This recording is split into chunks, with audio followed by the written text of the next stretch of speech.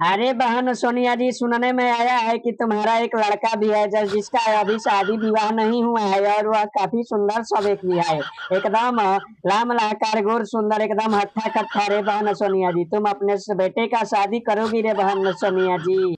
अरे मोदी जी, तुम कैसा बात कर रहे हो रे मोदी जी? अरे मोदी जी, मेरा बेटा अभी प्रधानमंत्री बनने की तैयारी कर रहा है। मेरा बेटा का कहना है कि जब तक मैं प्रधानमंत्री नहीं बनूंगा तब तक मैं शादी नहीं करूंगा रे मोदी जी, समझे? इसलिए मैं अभी अपने बेटे का शादी बिल्कुल भी नहीं करूंगा।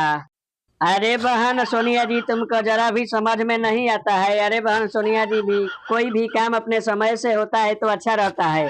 उस उसी उसी तरह किसी भी लड़का लड़की का शादी विवाह अपने समय से हो जाता है तो अच्छा रहता है, समझी?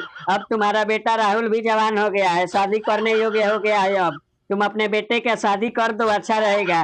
नहीं तो फिर तुम्हारा बेटे का उम्र गिर जाएगा, बुढ़ा हो जाएगा, तो फिर उससे कौन शादी करेगा रे बहन सोनिया जी? इसलिए आज मोदी जी आए हुए हैं राहुल के शादी के लिए। तुम राहुल का शादी ठीक कर दो रे बहन सोनिया जी, समझी? लेकिन बहन ममता जी, शादी में तो खर्च होता है। अब मेरा बेटा भी अभी प्रधानमंत्री की तैयारी कर रहा है, तो मोदी जी हमारे बेटे को दहेज में कुछ देंगे?